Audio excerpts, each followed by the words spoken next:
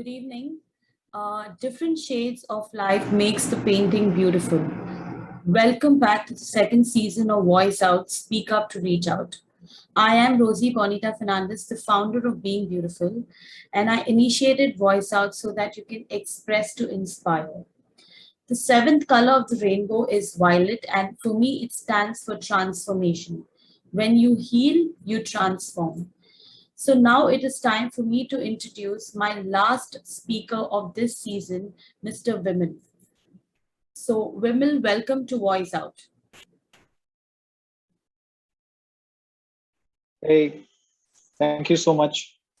So, let me tell you a short story of how Vimal and myself met. Well, I ran into him at a cafe where we both were introduced by a common friend.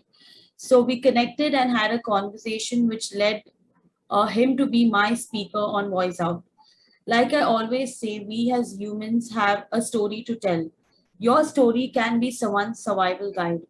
You just don't know who you're inspiring. So, Vimal, do you remember our meeting here in Muscat? Yeah, of course I do, because that was like I clearly remember because that was the time when you came with one of your friends who's our common friend, and then we just struck a conversation, and then you asked me you can probably talk on my show, and I said yes, I would love to do it, and that's how Yeah. maybe 3 months down the line we are here. Thank you so much for agreeing at that time. So, Vimal, you have been following my page and also you have heard about this show. So, why is it necessary as per you to voice out, to speak up, to speak about your story? I mean, this is a very common question and one question that I ask all my speakers. So, why do you think it's important to voice out? See, one of the strong belief that I have is if we don't voice out what we feel, what we have gone through, there might be n number of people who might be having the same problem and sulking, suffocating in those problems. And the day when they feel that somebody else could do it, somebody else have overcome the situation, why not me? So this is the kind of feeling we want to bring into people, because nothing in this world, I believe, can hurt you if you have that thing within you that yes, I can come out of anything. And that's exactly what we want people to feel. So I'm more than happy to voice out. And if I can even touch one person with this conversation, I'm more than happy. Yeah, I think that's my aim too. If we make a difference to one person, because since this is the second season and the first season was, a lot of them came up to me and said that, this particular show was good or this is what I was going through as well. So thank you so much for getting this topic out, because like I said, you don't know that your story could be someone's survival guide. We really don't know who we are inspiring in daily basis. See, we have a lot of celebrities or idols that we look up to, but people around us who are common people who we meet every day, those people also could be inspiring us. And I think that is my whole idea of this show. And very rightly said that even if you could touch one person, that is what would even make me happy actually. So you've been also, I mean, you know what is being beautiful about? It's about self-acceptance. Acceptance is my main key word actually that I use in all the topics or any blogs, anything that I write. So what is your take on beautiful, or what is the most beautiful thing in your life? Beautiful thing in my life, there's a lot of things that are really beautiful in my life. Uh, like you put up the fact of acceptance, I think the moment I started accepting myself the way I am, that's when things became really beautiful for me. Because until then, everything seemed ugly, everything seemed not right for me. But the moment the word you said acceptance happened, things flipped. And I can sit and talk to you right now, or I can share my feelings or go on a camera and talk. It's only because of the fact that I have learned to accept my shortcomings. I wouldn't call it shortcomings because that's my strength. So Yes, acceptance is the key, I believe. And that's exactly what everybody should look at. I mean, Yeah. unless we don't accept who we are, what we are, we can't see the real beauty in life. Yeah, I think many people find it difficult nowadays to accept, including this pandemic, first, in fact, even me, like we were finding it difficult that life has changed. It's not like how things were before. We couldn't be traveling like how we used to travel earlier. But just like how the pandemic is there, there are things in our life also which are going to stay. We just have, like, for example, depression, mental health. These things always stay. I don't think depression is something which goes away. It's just that we learn how to handle it in different ways. We learn how to deal with it in different ways because I used to be in depression at one point of time, and I think I still get those episodes sometime or the other. It's just that I've learned how to deal with it. Okay, so coming back to the topic of your show, it is known as 50 Shades of White. So, why did you choose something like this, and what is your story of voicing out? Okay. Uh, there is something that we all, you know, believe in, that somebody looks beautiful, somebody looks, you say ugly, somebody looks fat, somebody looks short, somebody's dark, and somebody's fair. And we all have these judgments. And because of these judgments, we kind of struggle to live through with those simple facts. Like, for example, when a child is dark, from a very small age, the other kids would start to say that you're dark, you're not beautiful. And these are things that we have lived in this society with, that we have started to feel that if I'm fat, that means there's something wrong. If I've gone bald, there's something wrong. So all of these factors are the ones that influence us and our thinking. And I too believed it, that yes, things can change in life. And what happened to me is something, that's why I always call it the 50 Shades of White. Um, I'm sure you remember in our discussion as well. So what happened is, you look at me, I don't look like an Indian anymore. Yeah. So it's a very funny story. As of now, I take it in that spirit. So when I meet a lot of people right now, nobody even knows that I'm from India unless you listen to me and hear my accent. There's no way you're going to know that I'm an Indian. We're meeting me for the first time. But this was not me. I'm a pure Indian. My both mom and dad are Indians, and I am born as a brown child.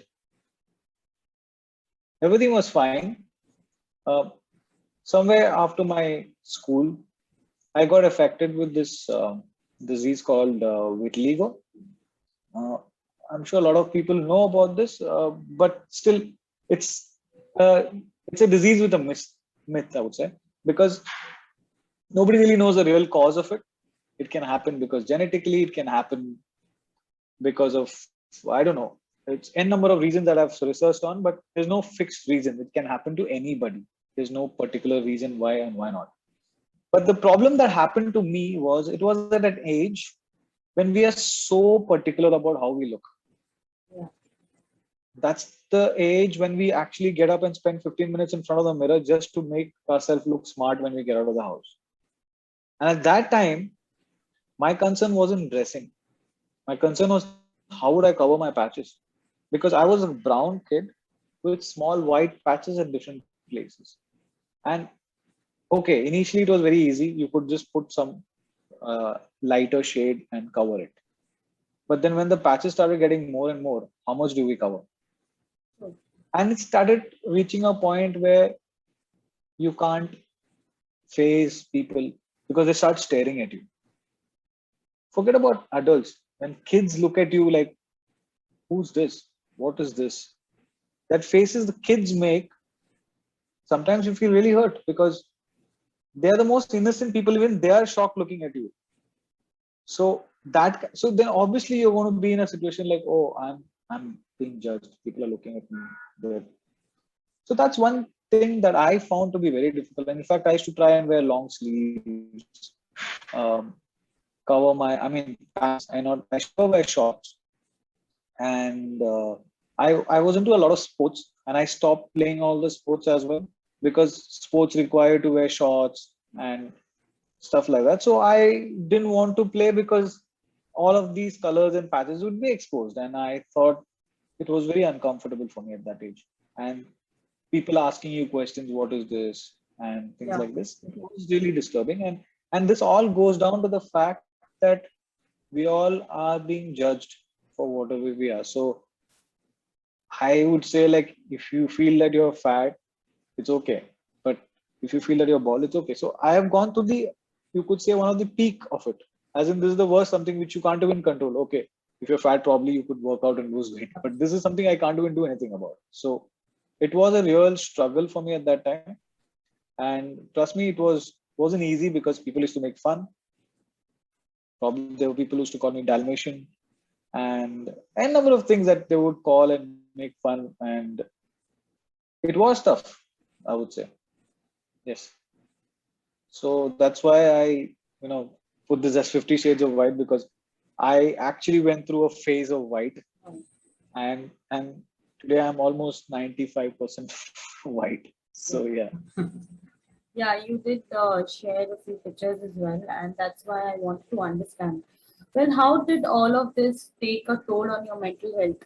I mean, I'm sure it did, because we as children, when we grow up and when we are not accepted by the society, by the normal society, especially our Indian society, we have a belief system that we grow as a child. We think that we are not, we don't fit in, and we it starts affecting us mentally. We don't want to meet people, and we don't want to try to close yourself in a shell.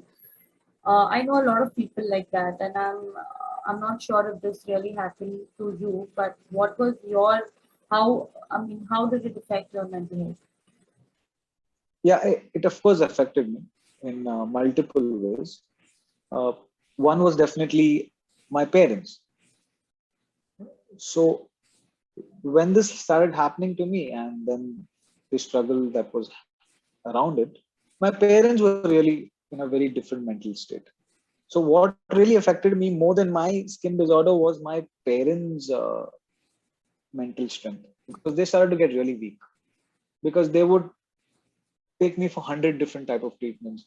They would come across people who would give them suggestion, try to this, go to this doctor, or go to this guy who's doing some homemade stuff, or go to this person. So I have gone to like some probably 50 to 100 different kind of people, because my parents thought those people could treat me. So I have gone with these people multiple times to try out different things. I've got cheated many times, because some people would say that this will get cured in next 1 week, but this is the amount. And we have actually, tried out those stuff. And so all of that was, of course, one factor that was mentally affecting me. That was my parents, because they were really disturbed, and they were having sleepless nights because of this. And they had this feeling that it's really difficult for me. Maybe I'm not expressing it to them, but they feel that every time my son steps out of the house, how is he facing the world? They had that worry. And when it comes to me, my worry was, of course, about them. Second was, of course, the fact that everybody looks at me very differently. Everybody stares at me. And then it gets really difficult to, like you said, I used to stay at home. I used to avoid going out. Okay. I used to stick to what I do usually. I just stay at home. I stopped doing everything that I love. I was into a lot of sports. I used to do a lot of art. But I would say I just moved away from all of it. And I was like a very popular person in school, but it was a complete flip. And I just slowly got into the shell in that period of time. Yeah. So that was definitely something that affected me, no doubt about it. Thinking about it right now, I can imagine what I was going through. But Yeah. yeah, Yeah, I yes. think these are the things which make us who we are right now, and we develop a sense of coping mechanism. And I think your coping mechanism has been art. I have seen few of your paintings. I mean, when you also started doing tattoos, I've seen the tattoos that you've done. In fact, you've done a tattoo for me. So, Yeah. how did you turn to art? How did you discover that, this could be your purpose in life? Because we as humans all are put on this planet to have a purpose. And probably this was, I mean, purpose is also known as a passion, because we have a passion towards, few things. I just use the word purpose because God created us for a purpose, and probably that was yours. So, how did you discover that? Yeah. So there is two stories to this. One is, of course, I had to join a public speaking forum, and I started giving speeches that were inspiring to the audience, or some kind of speeches that I was doing. And there was once a contest, and in that contest, I delivered a speech, and that speech name was 50 Shades of White. And that speech I delivered based on my real life story. And that was one of my turning points. So what I mentioned in that speech is what I'll tell you right now as well, is that there were times like when I used to look at my patches, you know, this is when I'm sulking, when I'm just at home. I used to look at my patches, and then I used to do a lot of drawing before, but I didn't pursue anything in it. But the moment I was at home, I used to sit, and I used to sit alone in my room, and I happened to just look at these patches and start to imagine them as something. So this was one of the starting points. So I should see a small patch, and I'd be like, okay, this looks like a flower, or this looks like something. So I used to come up with theories on my own patches, and the good part was, as the days passed, the patches became bigger, changed shape. So I could find different designs in my own skin over the period of time. So I started trying to color it with with paint or some sketch pen, and I started finding joy in that to give myself different colors. And I started realizing that these patches starting to look more nice than I actually thought it to Yeah. be. So so these white patches were my small little canvas, which I was filling it up slowly, and I happened to like it. And then I started doing this on a regular basis. I used to try out different things on my skin, and that slowly turned into a fact that it's okay. I mean, Yeah. this is fine.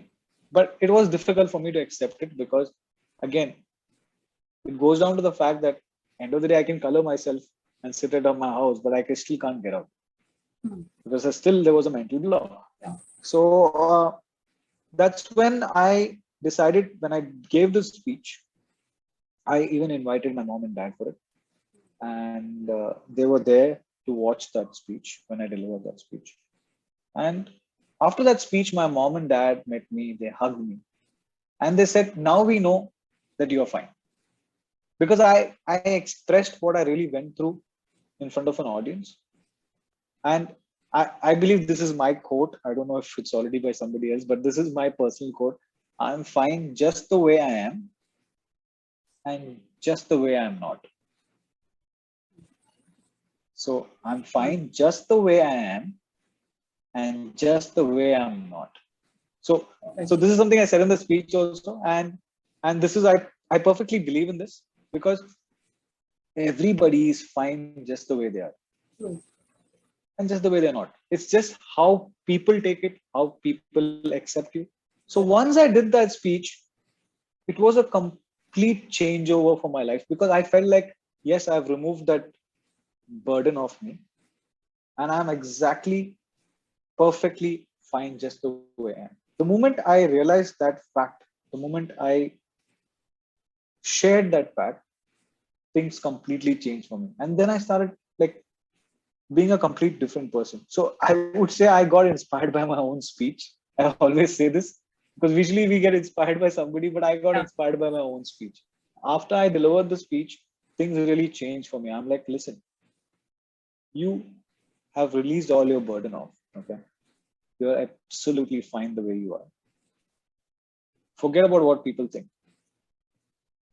Go out there, let people stare at you. Make it worth it. Let them stare at you. That's when I shifted gears.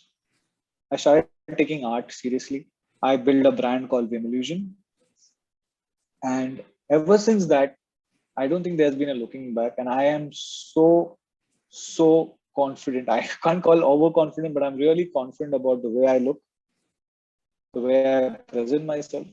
And today people come and ask me, "Oh, I really love the way you dress. I really love the way you do Yeah. color combination with it." No, and nobody really even questions about my skin anymore because I have made that my strength right now. And I keep telling my mom also, "Why you worried? I keep telling her this. Why you worried? You're an Indian, but you got an European son. You should be really happy about that." Yeah. So that's the kind of thing. It's about acceptance, like you said. And this whole process took a while, but I think the key word is voice out, which I did back in 2017. And that made the difference. That the moment I was able to release what I felt, a lot of things changed. If I didn't speak that out that day, probably today also I would be in the shell. So yes, I strongly believe that voicing out there was a very big factor in my life, and that helped me to accept Yeah, I think a who lot I of am. people still struggle with the way they look physically in terms of their skin. I have a lot of people talking about their hair loss or their skin or whether they are fat or thin or dark or fair or whatsoever it is. I think if God has created you in a particular way, there is a reason and you just need to accept it. Well, acceptance is a process. It is not something very easy. Like the first speaker of this season, it started with acceptance. So that is the reason I also want to end because everything starts and ends with the same thing basically. Mental health also. When you accept that you're going through a particular stage or a phase in life, I think that is when half your battle is won. You don't have to fight more with it. You don't need to fight over life also. And talking about depression, anxiety, nowadays uh, people use the word depression even if they are sad, even if they are stressed. A lot of them come up to me and say that I had a breakup, I was in depression. I lost my job, I was in depression. Then I cross question them like, what is depression for you? Because depression. I mean, I really don't understand. People need to really understand what depression is because depression is not when you're sad. So, what is that advice you would like to give people if they are going through this phase of depression or anxiety in their life? How do you think they should, cope with something like this? Because these are serious issues that people are facing, and real people like you and me have gone through something like that. Yeah. See again, depression varies from person to person, and how people define depression. It's very critical. Uh, and like I said, I know people who crib about a small pimple on the face. Yeah. So that's the kind of pressure that we all live in. That if I put on 1 kg, or if I Yeah. my hair is not cut properly by the barber, or if I go to the salon and things are not done well, Mm. you are literally feeling like you are in depression. This is the kind of thing I've seen in people. So real depression is when things are beyond what you can do. Like I said, my skin disorder, there's nothing I could do about it. I could do initially cover it with little colors, Yeah. but as it got bigger and bigger, what do I do? So there are things which is beyond your control, and that is when people get into depression, which still makes sense because it's beyond their control and they don't know what to do. So first thing is, from my side, one thing I would clearly say is, one is define your depression. I mean, don't feel like everything is a depression. Somebody left you and went, or somebody broke up with you. That's not depression. That's something where you still have a control on moving on with your life. Yeah. Okay, somebody's left you, it's fine. It's in your control. So anything that's within your control is not something that should affect you mentally. If it is, you need help of people, you need support of people. Those are things that acts a matter of time, people, hand holding, support, and you will be out of that if you call that depression. But when you have more difficult situations, in that situation is when there is more self control that's required. It's very easy for me to just say it like this, but I know it's not easy for people when they're in that kind of a depth of depression. So when you're in that kind of a situation where it's really hard for you to come out, one of the things is sometimes the person himself or herself cannot understand that they are in that situation. So here is also a message to people who are around them. Now, if you are depressed, maybe you are not realizing it. You're going through the pain, sulking and sitting back. Now, in this case, your family, your close friends, they have a vital role. So whoever is listening to us today, it's not just the ones who are in depression, but the ones who are around the person who's depressed is also very critical. Yeah. Because it's very easy for us to say that come out of depression is nothing, but it's not. It really requires some sort of effort from two sides. One is you and one is people around you. Yes. But at the same time, if you can vent it out, voice it out, it helps. I have realized one thing, that the more you keep things to yourself, the burden gets too much on you. And that's when the actual depression comes in. Yeah. So if you have some sort of an issue, some sort of thing that is disturbing you, speak it out to somebody. There will be someone who can actually make a difference by telling you something. So this happened to me, like when I was doing my speech contest and stuff. I was never going to talk about this subject. I spoke about all the other things, and I was doing well. I was winning contest. I was reaching finals. But my mentor that day spoke to me and said, "Listen, why don't you just speak about yourself and let let them know what you feel, and the speech can make a difference." So he tried a lot, and then I went and I wrote the speech, and then when I delivered it, I realized, yes, if you can voice it out, nothing like it. It's very easy to say again, but Yeah. depression is something which needs to be taken care of very carefully, because it's worse than any other disease. Because everything else has a medicine, but depression is something that requires a lot of effort from your end and people around you. So my recommendation or my advice to everybody who's listening to us and who will be listening to us is that it's important to support people who are in depression and make them believe that there's nothing wrong with them. I think that is very critical, because why we get upset, why we get depressed, is because we start to feel there's something wrong in us, something missing in us. So when we start to feel that there is something missing within us, we start to feel that yes, things are not right for me. But like I said, everybody is fine just the way they are and just the way they're not. So that's what my message is. Whoever you are, be who you are, because God's made you that way and you deserve to be that way. And if you are like somebody else, then it's not you anymore. So it's important for you to be you, have your own identity, accept the way you are, be happy with whatever you are, because end of the day, you're going to live your life. Yeah. So important factor is accept it. Yeah. Love yourself. I will always say choose yourself and love yourself. Yeah, I think it's very important, to choose yourself every time in every situation of your life, because the only person who is going to be with you for the rest of your life is, of course, yourself. People are going to come and people are going to go. Who, no matter who it is, you might be madly in love with the person, or that person could be madly in love with you. But there will be a time where that person is not going to be there with you for whatsoever reason, and that time we are only left with ourselves. So it is important to love yourself, accept yourself the way we are. And in it's like a phase, it's like a process. I think we all transform. Now, like I said, the seventh color of the rainbow is purple. So purple stands for transformation. It is how we get transformed as a person. When we go through so much in life, when life puts us through so much, it is only because to get better. I don't see or I've not heard anybody that they have gone through so much and something bad has happened. People do come out stronger. That is if you have the strength to fight. So transformation is like the last once you transform, that's it, your new life begins. So I'm sure I mean, this is your transformation after going through, so much what life has put you through.